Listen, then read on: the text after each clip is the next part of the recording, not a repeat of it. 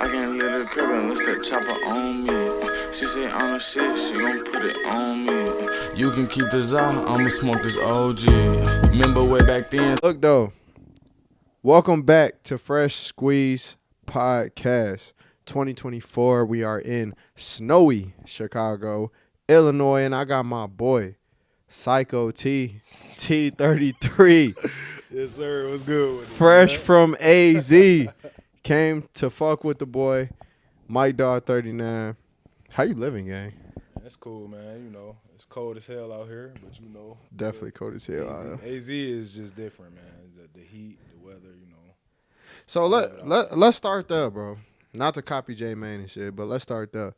What made you move to AZ, bro? Really, honestly, bro, when I got done hooping in Portugal and once COVID hit, bro, I just wanted to start a new life, like in a warmer climate. Then I saw it was like I didn't really see it until I moved, but I saw it was like a potential of like the basketball side of it, cause I don't know, I coach and all that, so like I'm into the rec side of it, so I saw it was like a big opportunity with that, so I just went down. Went down that road, and now I'm coaching and giving back to the community and shit. You feel me? You know that's shit crazy because one of the last times I actually did a pod was when me and the guys came back from Arizona, and I was talking about how it was a different vibe from like South Beach, Miami, as far as you can live your life and be happy, but not necessarily with the rich shit. You know what I'm saying? Because when you go to South Beach, you seeing like Lamborghinis and you seeing Bugatti, you know what I'm saying, all the rich shit, the high class shit. But when you go to Arizona, you're not necessarily seeing all that, but you still feel like you living in wealth. You know what I'm saying? Yeah, it's crazy because like it's really the palm trees, bro. The palm trees kind of get that illusion of like, all right, I'm in paradise, but overall Phoenix is like that. Honestly, it's really the crime rate is low. You know. You feel comfortable walking around, walking your dog, walking my dog late at night and shit. You know, it's just like little shit like that. They kind of change it up. You know, so shout out our producer that be behind the cam putting the light on niggas. Shout out to bro. Shout out to bro. Folks, So look, for those who don't know. We're going to go into your backstory. And I mean, obviously, I've known you for hella years now, you know what I'm saying? But we're gonna start off like where it all began, bro. I know Chicagoland area is your hometown, but tell us a little bit about where you from, how you grew up, all that shit, bro. So I say I'm from Chicago, but technically I'm from the south suburbs, quote unquote. I mean, it's all the same, you know, but yeah, I'm from the south suburbs, Chicago Heights. So I grew up out there just hooping, you know, but I always was hooping in the suburbs and in the city. So that kind of was the difference and the big thing for me that I was seeing a different talent level from the suburbs, which is a little more finesse where you come to the city. And I went to school on the west side. So that's a whole different type of game, you know, the grit, you got to fight. You got to fight. You can't just be out there soft, you know, just going up soft layups, like, yeah, the crowd gonna be on you, all that. So, yeah, I didn't grow up in the trenches or anything like that. Like, had both parents. Well, I mean, the Heights a little rough, though. Yeah, it's all right, but I was always, like, I went to school an hour and a half away. No, probably I say hour 15, an hour.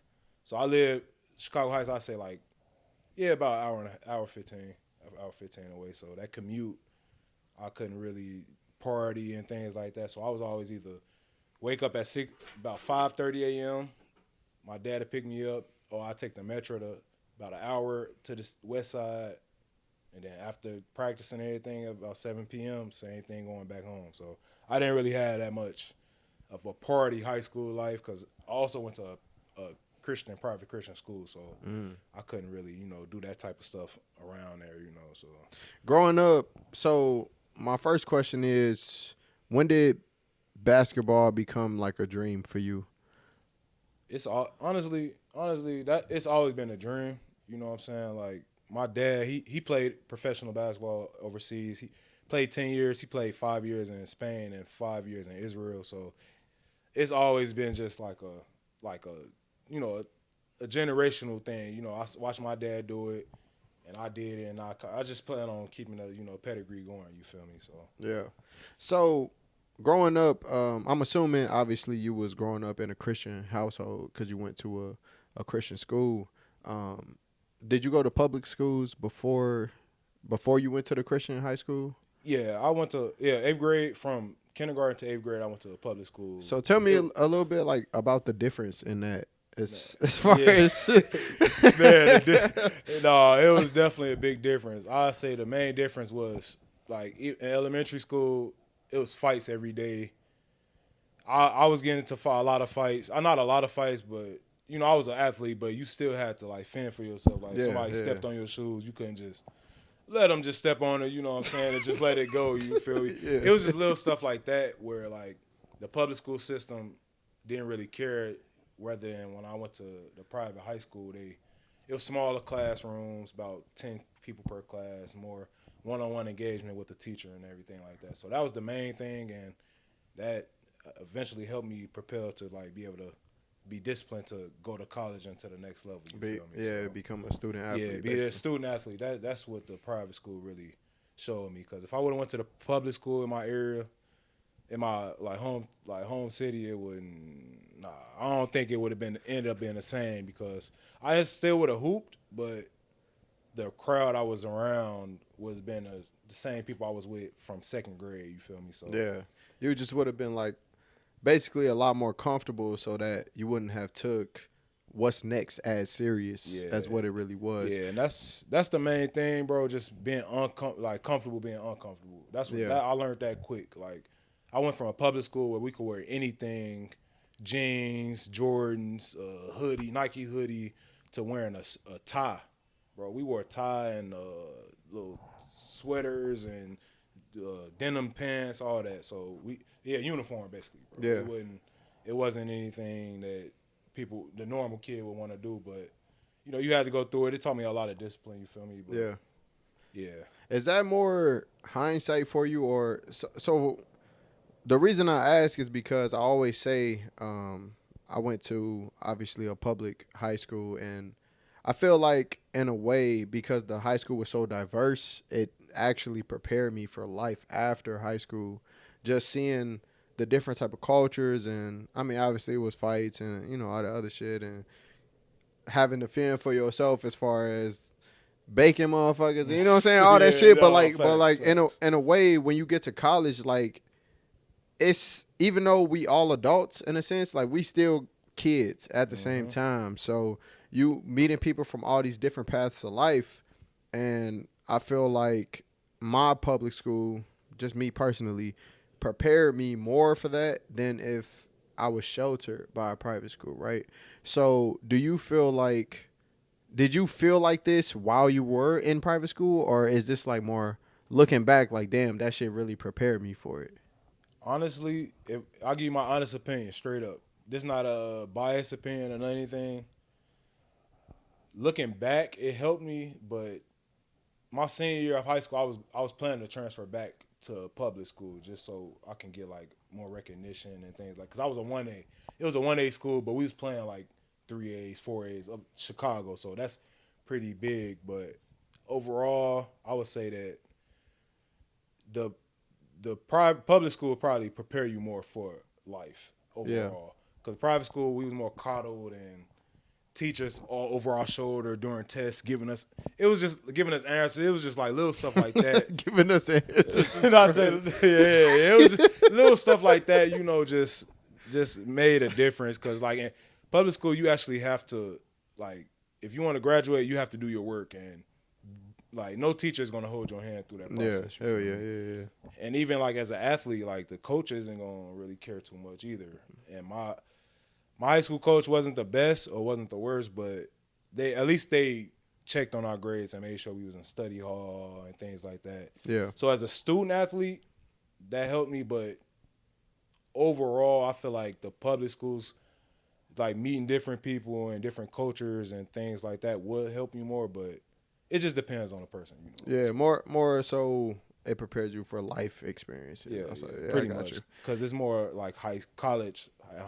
College, it's more like public. Like depending on where you go, Yeah. you have to be, It's people from all open, different walks of life and shit. Yeah. Yeah, facts. So when did playing basketball in college become a reality for you? Because a lot of people, rather it's private or public, it's really rare for a high school kid to achieve that dream of being able to play in college, getting your schooling paid for, or just whatever, like experiencing that atmosphere. But when did that become like reality for you as far as like getting offers or getting looks? Okay, so I'll say probably after my freshman year when I started early.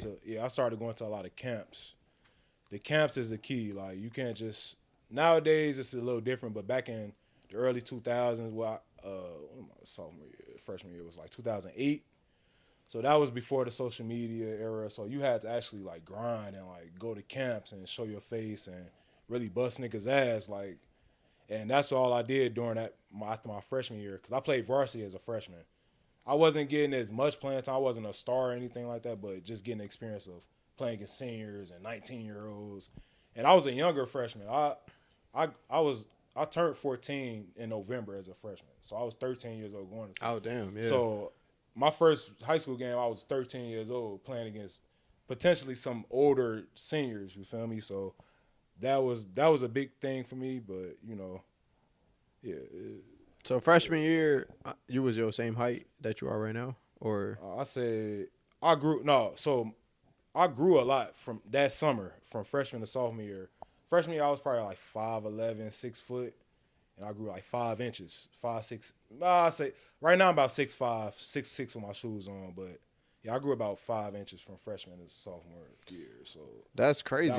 That was a big jump for me, and that's when I started seeing going to the camps and seeing the different coaches, and I was just a big body, so everybody saw like potential, but I wasn't getting like offers. I was getting like a lot of little letters and questionnaires and stuff like that. Like, come check us out. Yeah, type from shit. from like D tools, NAIAs, things like that. So I wasn't really like a high level athlete, but I definitely was like that mid level where it was like a lot of D tools, NAIA, high level NAIAs were definitely sending me questionnaires and things like that. So you say you wasn't tall, but really like 5'11" as a freshman is tall though. Like you was 6 foot as a freshman. You know what I'm saying? Yeah, that was definitely tall, but I wasn't. But my thing is, my dad is 6'8", so it was just like damn. So you was thinking, like, I'm really short. I'm thinking I'm gonna get to 6'9", 7 foot. That's what the doctor was telling me at the time. But you know how that was back in the day. Doctors was telling they me on that little graph with the motherfuckers. The graph that tell you how tall and how much you gonna weigh. So, they say you're gonna be 7 feet. Told me I was gonna be 7 foot, and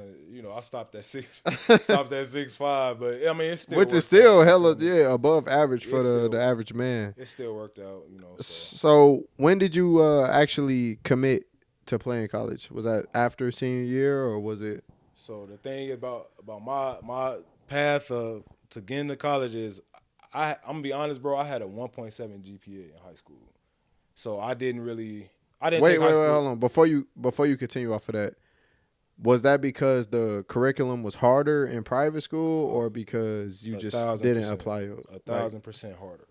Like they had the grading curve where it was like, for example, it'd be like from a 99 to a 95 would be an A. 94 to a 89 would be a B. So whereas like 86 is a B. But 86 at really 85 would be. Yeah, that's what I'm saying. But 86 at the school I went to was a C. So damn. So that's what I'm saying. Like that, it was kind of. I don't know. I went to that school really bad. That motherfucker. Shit. Yeah, bro. It was crazy the curriculum, but it was a safe environment rather than like the public school I would have went to. Thornwood was the school that I would have went. Thornwood or Bloom, because I lived in South Holland and my mom lived in Chicago Heights. My dad lived in South Holland, so it would have been either one. And those schools you had to walk through metal detectors to get to school. So, So it was a safe place, but yeah, the curriculum was crazy, bro. And my GPA wasn't up to par at all for even junior college. And I had to go. I went to prep school after senior year and to Charlotte in Charlotte, North Carolina. Yeah, Charlotte, North Carolina. Yeah, my senior year I transferred. Like it was my junior year, and I was just like my grades just wasn't to par. And then I went down there Like I did a little better doing down there, hooped everything, and then I ended up getting an offer from Illinois Valley Community College. That was like the only offer I had, bro. Like, and I just took advantage of that. Ended up being an All-American by my sophomore year. Ended up going to St. Joe's NCAA D2, and then that didn't work out. We could talk about that later, but ended up we had PNW, and that's how that's how everything ended up. Where you at mentally during this time? Because I'm assuming during high school you was pretty much just having your way as far as on the basketball court, but the academics part is holding you back, and I'm sure at the time you feeling like this shit just too hard. Like, it's pause. But it's like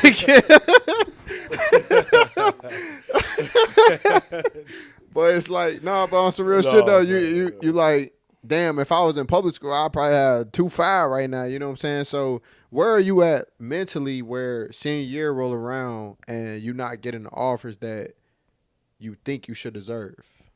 Honestly, bro, I didn't even when I got to senior year, bro, the crazy thing is, thinking back, I didn't even care about my GPA. I just thought basketball was going to take me everywhere. And then ultimately it did, but looking back, I didn't care, bro. 1.7, I didn't even try. I really wasn't doing homework and stuff because they would give us so much work to do in class and then take home to do. And then I wouldn't get home till like 8 p.m. and shit like that. So a lot of that played a part because practice would be from 6 to 8 or maybe a little earlier. And I wouldn't get home till about 8 p.m. So then I had to be up at 5 a.m. Yeah, you're like, fuck it. I'm not about to do homework, bro. I'm not about to go home and after a long day of 8 hours of doing homework, 2 hours practice, an hour lifting, and then taking a metro back, an hour back to the suburbs. Like, I was like, no. So you wasn't even driving at this time? Nah, at all. Yeah, that shit did. I didn't. I wasn't starting driving till low key after high school. Probably like the last month of high school because I was younger. So I was 17. That's when I finally got my license. Yeah. So you go to prep school route. You go to JUCO route. You finally end up landing at PNW.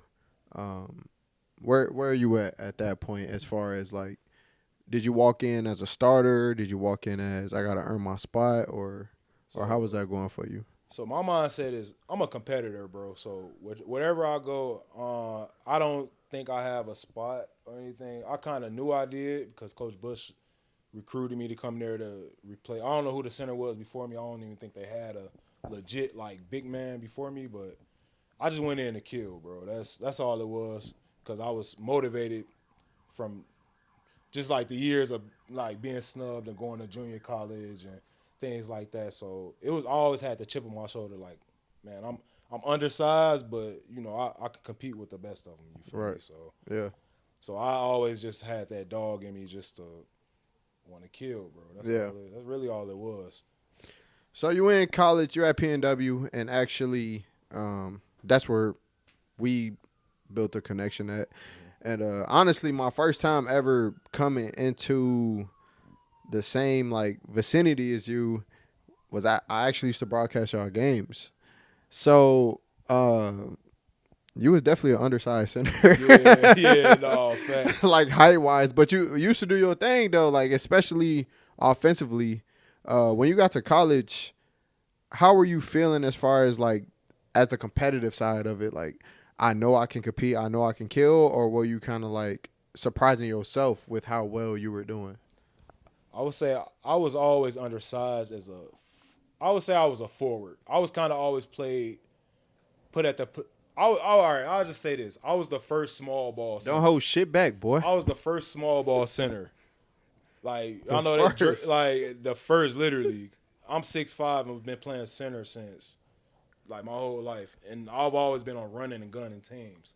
So I've always had to guard the 7-footers, even as 8th grade guarding 6'9", and I'm 5'8", you feel me? Like, yeah. Like, I always had to learn how to use different fakes and things, up and unders, and use my strength. And my strong suit was I was a little bigger than everyone, so I was always using my strength and my body to move people around. And You know, yeah. I started the small ball shit basically. I started the small ball shit. Yeah, cause fuck Draymond. Yeah, I started the small ball shit, man. Because at 6'5", having to guard a 7-footer, bro, it's not easy, bro. It's not easy at all. Nah, hell no. Guarding those bigs down there and banging, and then having to go back on offense and be like an offensive juggernaut for your team. It's not easy, but you know, if it was easy, everybody would do it. You feel me? So, right. Yeah. So during college, you played what 3 years at PNW? 2 years. 2 years at PNW. You had a relatively successful career there. What would you say you learned the most, or took the most from during your time playing college basketball? Honestly, shout out to Coach Bush, man. R.I.P. Coach Bush, man. But he taught me that no one gives a fuck. Like if you have a bad game, bro, no one is gonna pat your back and say, "Oh, next time." Like you have to get yourself out of that funk mentally, bro. Because nowadays, back then when we was playing, mental health wasn't like a thing. Yeah. Like it wasn't. No, like, it wasn't. Look out, go see this therapist or go see a counselor, anything like that. Which PNW offered to us once Coach Bush died. They offered us counseling and things like that, but overall they didn't. It wasn't a thing, so you just had to grind, you know. So yeah, that's what it was. And that's honestly, bro, I'm glad you hit on that, because I'm not trying to say it like that. I'm not trying to sound insensitive, but I do feel like the world is like soft as shit now. Yeah. But at the same time, do you feel like those methods that Coach Bush taught you, like basically you got to do your own thing, like the world not gonna pass you along and pat your back and tell you doing a great job even though you ain't? Or do you kind of wish he took the approach of today's world in a sense of like everything will be okay even though it won't? Honestly, honestly. I mean, everything bro, will be okay, yeah, but you know what I'm saying though. Like, yeah, I get you. Life is life at the end of the day, you know. Honestly, bro, the best thing for anybody is to just get the real, bro. Take whatever you going on straight on and handle it, because if you try to shield things and like try to go away from it and cope with other things, use different coping substances to like, you know, smoke weed or drink and to get past it rather than like facing the problem head on. Right. That's gonna be the problem. So I'm definitely grateful that he would get on me like in practice if I'm going softer than he think I would. Hey T, get your ass up, man. Run the floor, blah blah blah. If I'm pouting, he on my ass about it. So I'm definitely grateful for him to be like the military style. He was definitely a military style coach, where it was like get it done or it's my way or the highway, basically. Yeah. So that I feel like nowadays it's a little soft. It's a little bit more sensitive to the mental health, but then again, it is a softer generation where everything is sensitive. Yeah.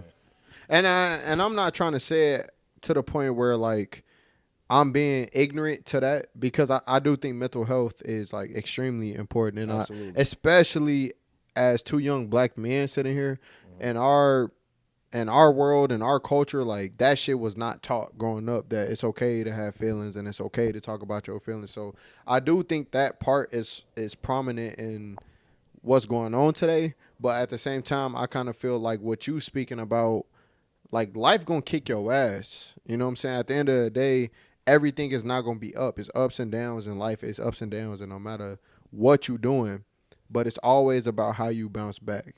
And I feel like that part of where, like you said, in practice, Coach Bush on your ass, like, T, you not sprinting as hard as you can, or T, you not going at Raider as hard as you can, whatever the case may be, it built you up to handle adversity more than today.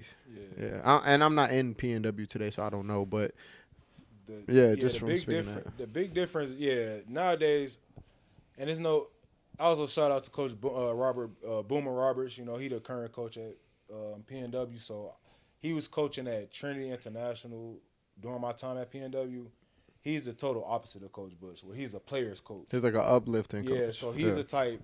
he'll get on your ass, but he'll pull you to the side after and be like, "Hey man, it's gonna be all right." You know? Yeah. Which is nothing wrong with that. Like, Nah, it's definitely not. Nah. Honestly, I would enjoy playing for a coach like that, but then again, I want somebody to be on my ass, bro. I want somebody to light a fire under me and be like, "Bro, you could go harder," rather than like, "Oh, it'll be all right, man." You know, or yell at you in front of everybody and then tell you like, "Oh, it'll be all right, man." Like, no, just tell me the real and just leave it like that. But that's just the type of nigga I am. You feel me? Like, I want the real. I want it straight up how it is, you know. And I think that's a quality of being a good ass coach, man. Like, you got to know your players. You got to know who you can press them buttons with and who you can't.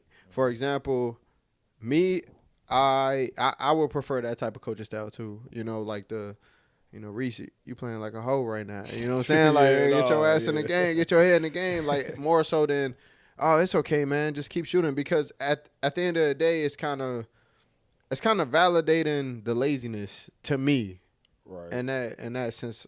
So moving on from that though, but using that same technique is going to lead us into this next topic. You graduate PNW, you move on to play professional basketball in Armenia, right? Or overseas. I played. So I started. It was a timeline. So I graduated in 2018. May, the spring 2018, right? I should say. So that summer I was just working out, you know, getting ready to go. Then wait, pause. So okay, you graduated in May. How do you know that you have potential to play over professional basketball? So honestly, bro, it's stats. So we was getting our ass kicked my senior year because we moved from NAIA to D2, so that's a big jump, bro. Nah, so, yeah, it definitely is. But for me, that was a good jump. Like, before I transferred to PNW, I saw like, all right, it was NAIA, so I can get my numbers, and then we moved to D2, which would help me on my resume in terms of like recognition, and Rex, and yeah. So they won't be like, oh, he just played NAIA, he's just small school. Whereas like you say, oh, NCAA D2, that's a whole different level. You feel me? So it's just kind of went from there, and I just got an agent. I was gonna say, did you have an agent? Yeah, I got an agent. Yeah, and just got an agent. It was kind of simple, Facebook agent, you know, and yeah, went from there. And then he got me to my first country. I was in Georgia, so that's like west. No, it's like East Russia. Atlanta. Nah, bullshit. It's a country in it's like on the border of Russia.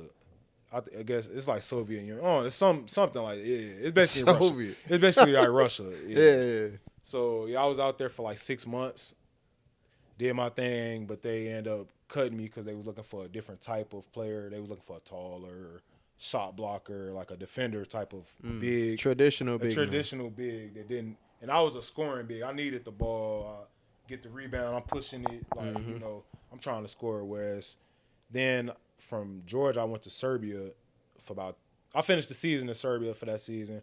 I finished the season pretty well. I don't remember my stats exactly because I only played like 8 games, so it wasn't like a full season. I'd probably say I averaged like 15 and 10.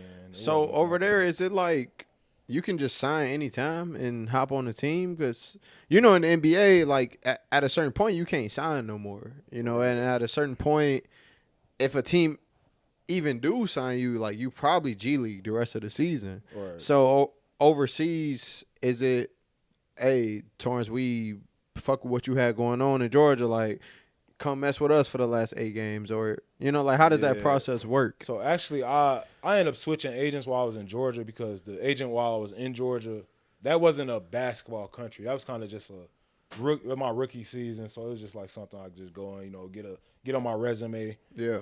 But yeah, Georgia overall wasn't good basketball. It was solid. It was all right just to get my feet wet, but overall it wasn't too much of like competition as well. Like you're not gonna get paid as much as you would like Serbia or Euro Cup teams and things like that. So yeah, you can go to any team you want to, honestly, and that's just depending on your agent. If your agent got plugged like that and one team don't work out, and he can send you literally from that country to another country, that's really a blessing, but it don't always work out like that. Usually people end up coming home, finding a new agent, and then taking few months to get back on, like that. So Yeah. I was lucky my first year, and then leading up into that, ended up getting another agent. Like the agent game is janky, bro. That's one thing I would say, like the agent game nowadays is kind of janky because anybody could create a Facebook and put it on there and say, "Oh, I'm an agent for this," and they sending friend requests to every senior. Like you could literally just go on the internet and type in. You don't need credentials to be an agent? Like a real agent, or? It's janky, bro, because like you can't really hold other countries accountable for the same laws we have in America. So like, for example, bro, while I was in Portugal, this is the fast forward. So this is the next year after Serbia.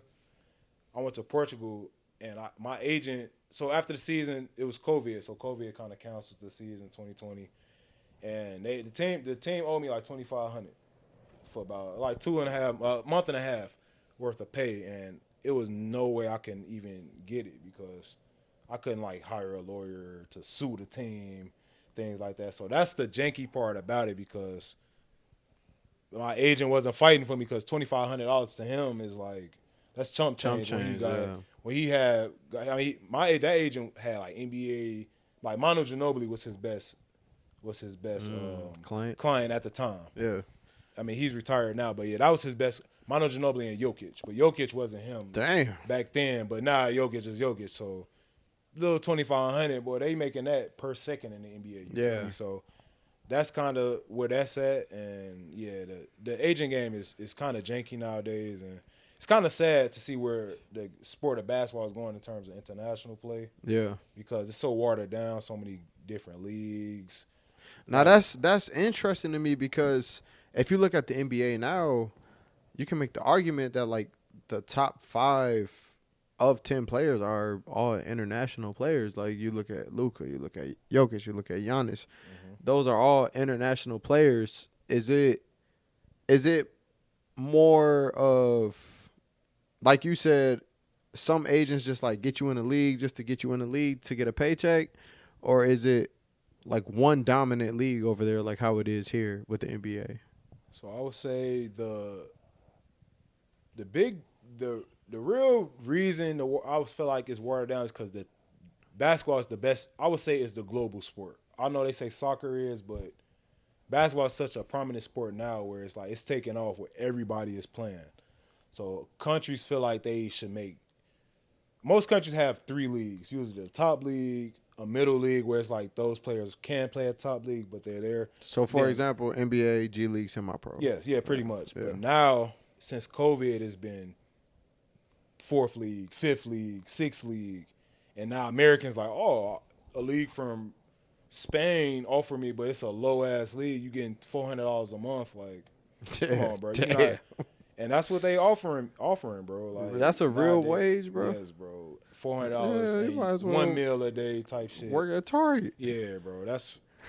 It's getting wild, but it's still gonna be it's still a niche for the top players to go over there, but in terms of like lower level small schools, NAI, D3s, you're going to a smaller level, bro, because it's so political. They just see, oh, what school did he go to?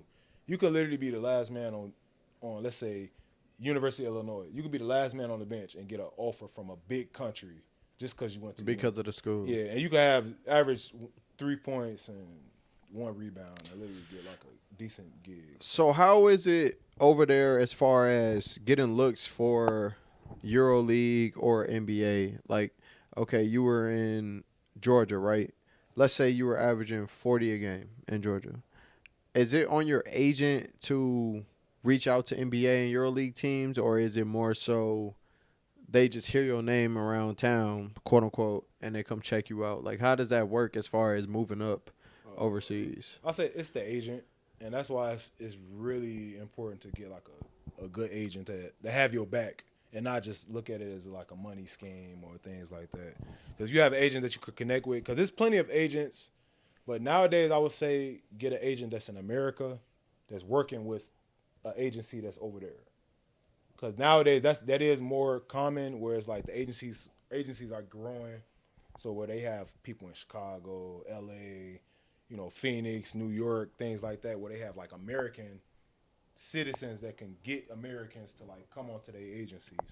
You feel me? So that's the move I would advise most people to do, and not just jump on Facebook and look for agents or just start talking to random people to start adding them, because they definitely looking, and they have a list. It's a list, an easy list. You could look up seniors of NCAA and every senior, and they just send friend requests to each one. You know, nowadays everything it's just like is with a everything game. else. Yeah, numbers like game. yeah, it's a numbers game. So okay, you go overseas, you doing your thing. Talk about how you in a different country and COVID hitting, bro. Because what's crazy about me, and I remember you talking about this even in the little group chat and shit. Like, you in a whole nother country, you don't speak their language. It's a worldwide virus going on. Motherfuckers wearing masks. Motherfuckers, you know what I'm saying? And then like where are you at mentally as far as, damn, they about to send me home, or like what's going through your mind at that time? So at the time, I honestly, at the time, I wasn't watching too much news because I was in Portugal, so it wasn't like a news channel I was turning to see what it was. But I just remember seeing like COVID something, and then it just started showing up on like my teammates started talking about it like in January. They were speaking English, or yeah. All in Portugal, all my teammates spoke. I had like one teammate that spoke Portuguese, that didn't speak English, but I would say that because Portugal is the furthest, west. So they're the closest to America. So I would say that's the most Americanized city or country in Europe. You feel me? Whereas like Serbia, I was in the mountains, and you know them people out. They the cavemen out there, you feel me? Type shit, you feel me? But, yeah, man. So yeah, my teammates just started talking about it, and I just was letting it slide. Like, man, I'm talking about letting it slide. I didn't know. You gonna press them for talking about COVID? Bro, I didn't even know it was like a thing until like damn near like a week before they sent my ass home. I'm like. And how was that? Like, the coaches came up to you like, yo, you going home, or like? Yeah, bro, it was literally like crazy because we had practice, and it was a regular practice. We had a game literally like that weekend. It was probably like Sunday, and then America got shut down like Monday. I don't remember right the before dates. All-Star break. Yeah, right before All-Star break. Yep. Or I don't remember. Bro. It was before. Yeah, it was right before.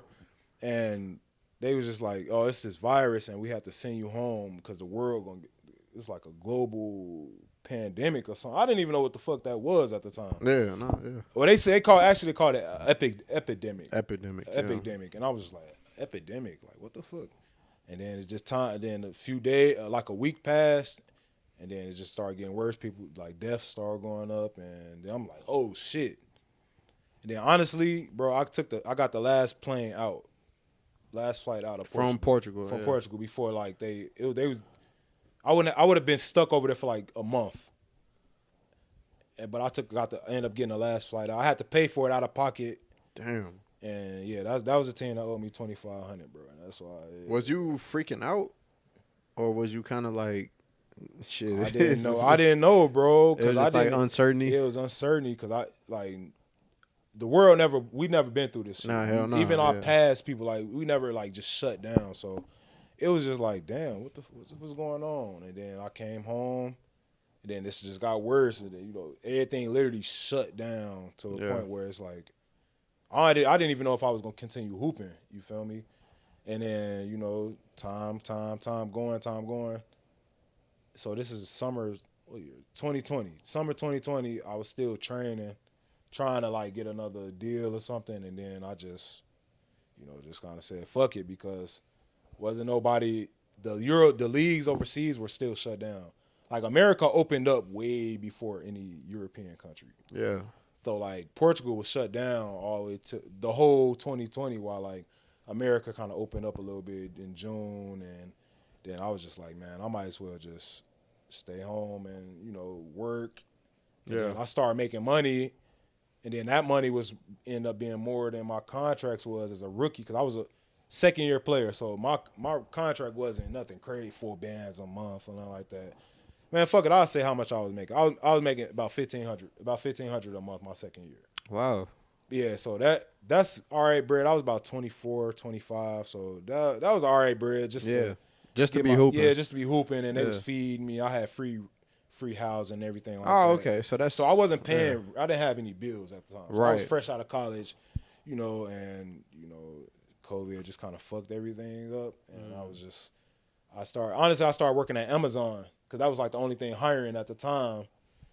And I was damn near making like $1 a week. And I'm like, man, this shit easy just to drop off packages. Man, I'm about to just do this shit. Fucking Amazon. And I'm not about to go back to $1,500. Well, I'm making 4-5 bands a month. Right, yeah. You making that in a week. Yeah, that's what I'm saying. So that kind of where my path went. And, here I am, man. Yeah. So at what point did you kind of just, not at what point, because you kind of just explained that, but where were you at mentally when it was kind of like the realization of, well, hoop dreams kind of dead. Not necessarily dead because you're still young. Like, the shit can still go. Mm-hmm. But the way the world was going during COVID, you kind of had to switch to that gear of like, well, hoop dreams dead right now. I got to get a real-ass job. Like, were you sad about that? Or were you kind of just like, this is just what I got to do right now? Honestly, bro, I was fucked up. Bro, because hooping was your life. Like, my life, bro. Yeah. And I didn't know anything. Then I had got to the point where I made it professionally, and that was really like my life. Like, all right, I can do this. Work up step by step. My first year, I was making like a band a month. And then I moved up 15. I'm thinking like, all right, maybe 25. Then 3, 4, and then keep going up each year. Right. And then it was just like, it's just all over with nothing. What the fuck I'm about to do now? Like, I was just hooping for that was my job, my livelihood, and it was kind of, bro. I was fucked up, bro. Honestly. Mentally, it was just like I didn't know what was going on. So I was out here. I moved to Phoenix in January 2021. Was that strictly just because of weather, or is that because that's where they sent you back? Nah, you funny. That's where they sent me back. Nah, it was send this nigga to Phoenix, honestly, bro.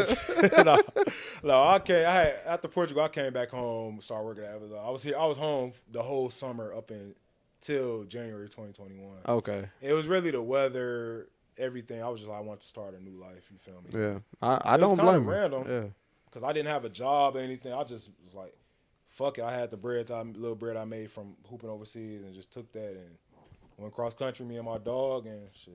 Why Phoenix though? Of all places you can go, why Phoenix? Honestly, it was random, bro. It was a warm. I wanted to go to a warmer climate. And Phoenix, I knew a lot of people. Not a lot of people. I knew I had a few homies out there, and I just kind of just said, fuck it. And I was just like, they told me that the job opportunities was like higher, so I was just like, I might as well. I knew Chicago job market wasn't.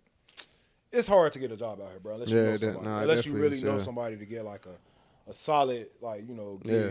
It's all about who you know. Yeah. So, but out there, it's like I felt like everybody was saying it was like more opportunity to, get a job and everything. I'm just like, man, I don't feel like hooping and going over there making less than $1,500 a month, so I just said, fuck it, and, wanted to use my degree. That's one thing I'm honestly glad I did, was finish school, because that helped a lot. Let's just say it helped a lot. I wouldn't say, like, go to school, stay in degree. Like, I had a scholarship. Like, I had school paid for, but that helped a lot, because... But that's a huge thing, though, because I feel like as far as progressing with time, especially our generation, we really just tapped in with the fact that, like, school not everything. You know what I'm saying? And a couple people that I have talked to, for example, my boy Taji, shout out Taji, he, like, has his own clothing brand, which is not something you learn in school. You know what I'm saying? Like, right. You're your own entrepreneur, and he doing very well for himself. And shit, even me, bro, like, I mean, we went to college together, but, like, I didn't finish, and I'm doing pretty well for myself as far as financially. So it is kind of good to sometimes hear, like, for example, you finish school and you like, damn, I'm really grateful for that. What did you finish school? What was your degree in? Sports management. Sports management. And today my minor was like youth leadership or something. Youth leadership. Which you're using today. Yeah. Which I'm fortunate, honestly, to be doing, because I would say 90% of people don't end up working in the Yeah, they degree don't. Hell no. Nah. And that's including like doctors and like it's doctors is literally working at Walmart. Or Target or fucking Starbucks or some shit like that. They can't find a good job that's gonna like support them. You feel me? And while they're sitting on like student loans of $250,000, crazy shit like that. So yeah, it's definitely a blessing.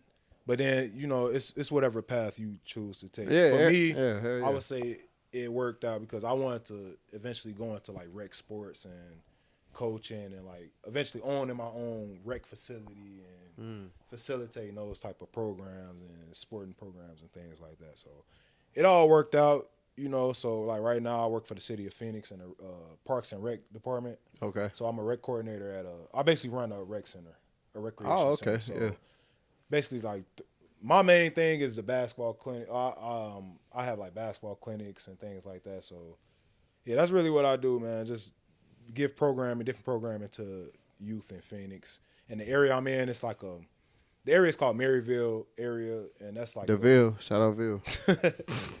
that's quote unquote the hood of Phoenix, like the most hood, shout out Ville, trenches, whatever. So it's not. I Chicago. ain't see that when I was out there, but it's not Chicago, bro. Let's just say it's not Chicago. But it's definitely the ghetto, like ghetto looking, like it's a lot of homeless, trash everywhere. But yeah. Those kids need an outlet, man, and I'm just so grateful to be able to like give them that outlet of actual basketball training. I'm not just a parent that's just coaching their kid. Right. So, and that was my next question. Like, so now where you are in life, like, what is this doing for you? As far as, are you happy with what you're doing? Like, what are you gaining from it? I'm 1,000% happy, bro. I honestly couldn't be more happier than my path because it's just. Like giving back to the youth, man. Like they next up, and from my perspective, I feel like the youth is fucked up, and I just try to do as much as I can to like, relate to them, talk shit. I'll be talking shit to my players and busting their ass one-on-one, busting their ass in shooting drills. But like honestly, those interactions build character because like if a kid getting his ass bust by his coach, and he able to talk shit to his coach, shit, what do you think he gonna do to the next kid that's his age? You feel me? So. That's kind of the approach I take. Like, I tell my kids, like, bro, kill them, bro. I don't care about none of that. You older than them. Or if it's a girl, bro, like, anybody in front of you, because my rec center is co-ed, so every program is co-ed, basketball leagues, volleyball leagues, things like that. So if it's a girl in front of you, bro, I know it sounds bad, but I tell my best player, if a girl switch off on you, bro, break her down and kill. You feel me? And that's just the approach I take, and I've always been like a competitor, so I just try to spread that same thing. Yeah, I'm sure same thing as far as if you had a girl, like if a dude in front of you, fuck him. Like Facts. I actually have a I think she's like 12, and she played high school. Damn. She's 12 years old, and she played on my high school team, and she a dog, bro. And I tell her, like, if you got the best player on the high school team, guard shit, bust his ass, shit. Yeah. I don't give no fuck. Like, I don't care if he's bigger, badder, shit. Shoot that bitch. Like, she's a shooter, so sometimes she gets scared and timid to. I'm like, bro, let that bitch go. I don't care if you miss. You know what I'm saying? And that's the thing you got to do. You got to give kids confidence because I don't know. It's just a lot to go into. You got to just know how your certain players are. Yeah. Pick, That's what we talked about earlier. You got to know how to hit them certain those little buttons. Yeah, them certain buttons. Yeah, with different fires lit. Because you may have a kid. I have a few kids that's not as aggressive and kind of a little softer kids, which is nothing wrong with that. But everybody's demeanor is different. Yeah. Whereas like I have some kids that's really from the trenches that's trying to like play high school basketball and have aspirations to play college, where it's like your approach just got to be different. You got to be a dog, bro. Yeah. Like, it ain't. I know this rec sports, but like you trying to make your high school, your 8th grade team once you leave here, your high school team, things like that. So yeah, man, it's been a blessing, bro. So where you want to take it from here? Honestly, bro, I eventually want to open my own like rec center. I wouldn't say a rec center, but a multi-sports facility where it's like a sports complex. Yeah, sports complex type stuff where it's like multiple courts, multiple lines where it's like volleyball, pickleball, any type of sport, bro. Like shout out my pickleball players. Yeah, man. Shout out, man. Boxing, Lame anything. ass niggas.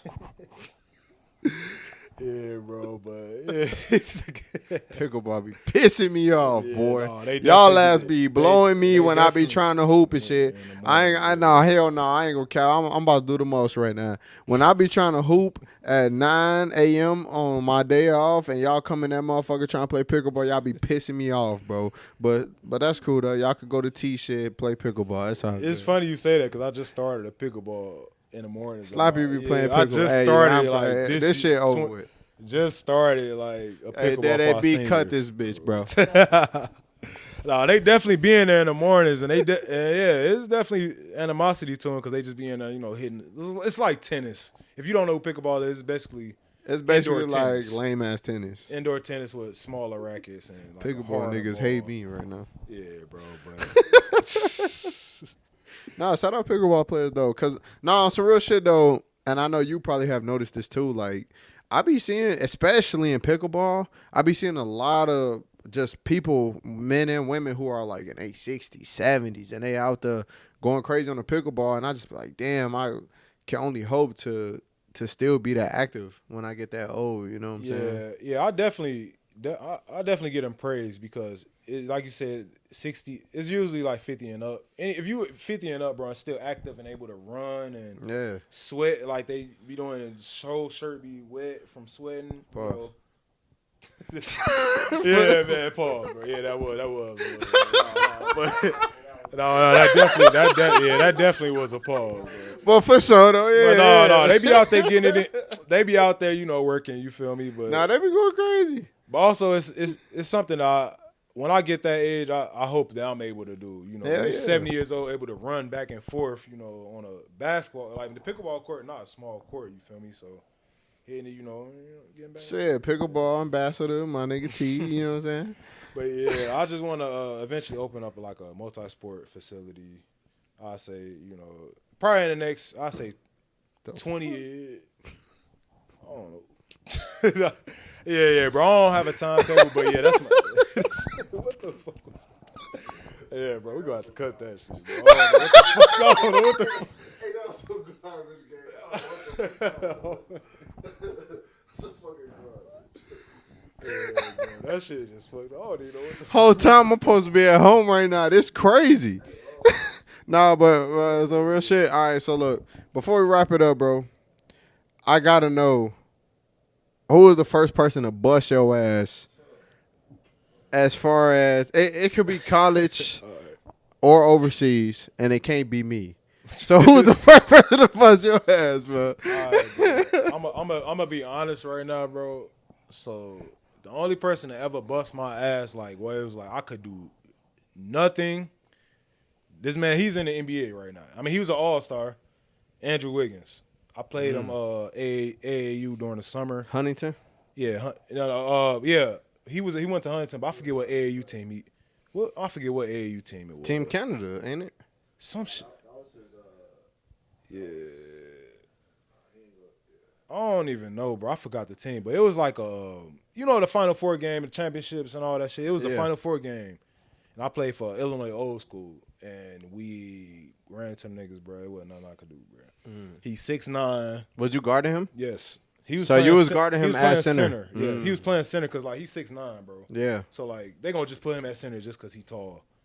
And it was nothing. I mean, he's 6'9" with a 45-inch vert. Yeah, Andrew Wiggins was insane in high school. Slasher, yeah, bro. He was probably, I'd say, a top 10 high school player that people have ever seen.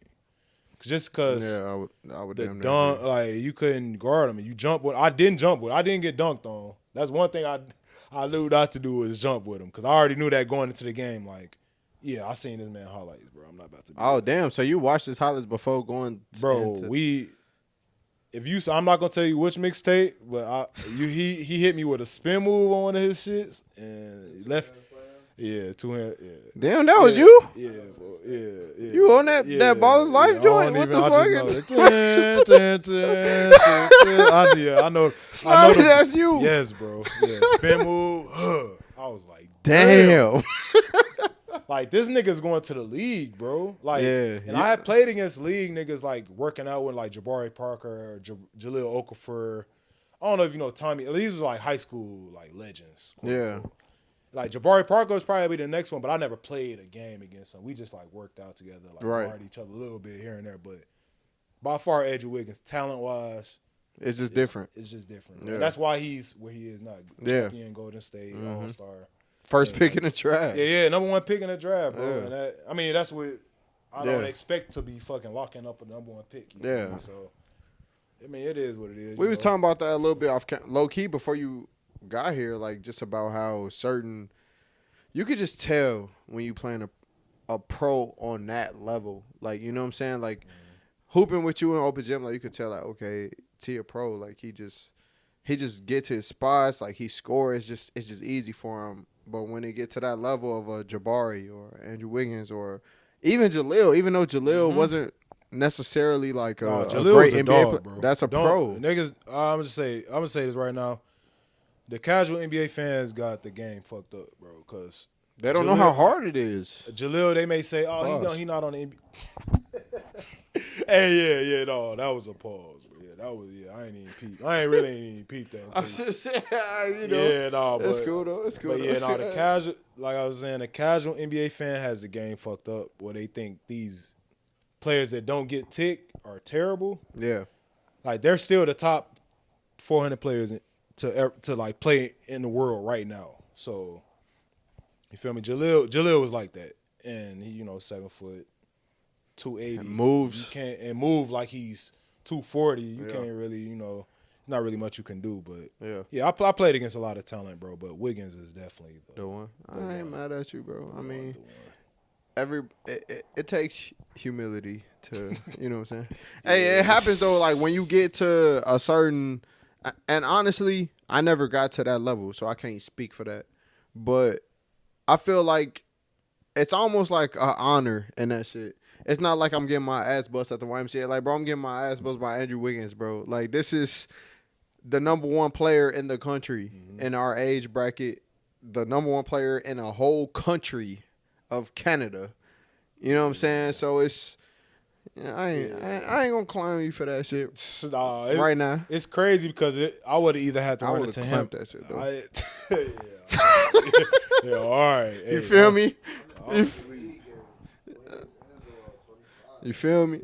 Sure. But it was either Andrew Wiggins. That game was either Andrew Wiggins or I would actually have to play against Jabari. But if you ask me personally who was the better high school player, that was the same class, ain't it? Same class. Yeah. I would say Jabari was the better player. See, he could do it all. Is that bias though? Is that Chicago bias? Pot over. He capping. He's tweaking. I never seen Trey Lyles in I high school. played against Trey Lyles in high school. I'm pretty sure he was a dog though. No, he was like that. I ain't gonna cap. Yeah. I'm pretty. He was Kentucky. Yeah, it was in the Fieldhouse Summer League. Yeah, he got us together, but I never played against Jabari. But just like being 6'8" in high school and being able to move the way he could move, he could shoot, he could dribble, he can get to the lane. Like Jabari could do everything. Had face-up game. Like he could do every single thing on the basketball court. I think. It's tough though. As far as Jabari and Wiggs, it's tough. But shout out Jabari too, man. That's my nigga, man. Shout out Jabari, bro. That's Chicago. You know what I'm saying? Yeah, man. They doing the NBA blackballing him, man. We ain't gonna get into that, but that's a different discussion. There's no way he should be in Barcelona playing and barely getting ticket in Barcelona, bro. Yeah, like he should be in the NBA right now. He's the top 400 player in the league, right? I mean, in the world right now. Yeah, I don't care what 6'9", 240. I don't care about defense. He can put the ball in the basket, bro. No, he can score. Yeah, the NBA is just kind of. I mean, Giannis kind of came and the thing is, bro, they both was averaging 20. They was, the same time. What was that, like 2016, 17? I don't even remember the year. It was 16, 17. Yeah. Yeah, bro. The NASA's on the team, bro. I just seen a. Hey, I seen a blooper highlight yesterday, bro. Don't get me canceled, bro. Giannis gonna come beat my ass on this motherfucker. Talk about Tananis ass, bro. He's trash, bro. I seen his blooper tape yesterday. This nigga like bro, he's only on the team literally because of his brother, bro. Literally. I don't even think like when he was on his team, he played for a team in Greece. Yeah. Bro, he averaged like 5 points. I heard he wasn't even like a dog. I think it was Jeff Teague was talking about that shit, how the asses was just ass. Yeah, bro. That's the nasness. The nassus. That's his name, nigga. Like nah. Ain't no disrespect, bro. But I just don't think, bro. Nah, it is though. You just like, I don't think, bro, that good, bro. It's like Jabari could be on the Bucks right now in his spot and really be doing production. Yeah, getting dough off the bench. I know. And that's not even no bias shit, bro. It's just like game knows game, bro. Yeah, no, for But it's also like everything nowadays is who you know. Yeah, his fucking brother is a 2-time MVP. Yeah, what the all-time player. You think the Milwaukee Bucks finna sit down Giannis and say, "Hey, we finna cut your brother, man." Nah, hell no. Giannis out that mode. Giannis, he instantly, I'm out too.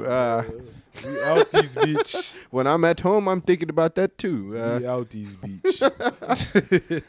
Nah, bro. So before we get up out of here, what's one thing you want to leave the people with, bro?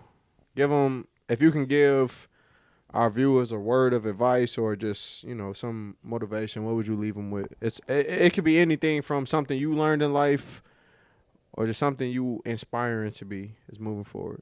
Honestly, bro, I'm not too religious. I grew up Christian and everything, but now I'm not actively like religious or anything. But I would just say, bro, just follow your dreams, bro. If you have a sight on something, just do it. Don't even worry about the next man next to you or worry about, this person got this many followers in this amount of time. Like, bro, just stay on your own lane, keep your head down, and just keep moving forward, bro. That's a fact, shit bro. gonna happen. Shit gonna knock you off. Shit gonna knock you the fuck off. Like COVID. I mean, COVID, like COVID did for everybody. You feel me? Yeah, hell yeah. Shit like that. You just never know. So it's just like keep your head down. Just keep it moving forward. Stay encouraged. And just keep it moving, bro. Don't worry about the outside noise, and that's all it is, man. Just keep moving forward, bro, because the trials definitely going to come. Trials and tribulations going to be there regardless. That's life. I don't care how sick, like LeBron James is the greatest player of our generation. Yeah. He goes through, everybody go through shit.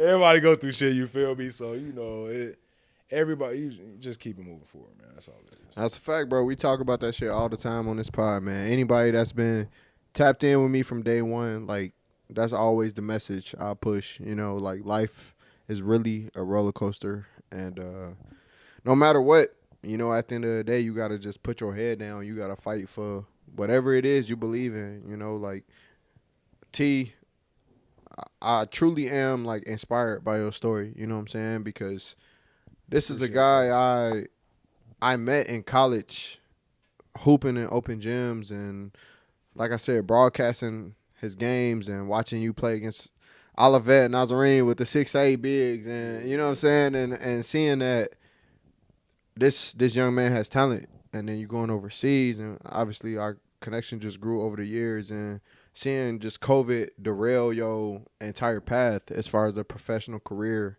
and you came home, and no matter how fucked up it was, you just bounced back. And that's something I truly try to instill in the listeners. And you got to inspire to be something bigger than what's going on in the current day. You know what I'm saying? You always got to be where your feet are. Shout out Matt Eberflus.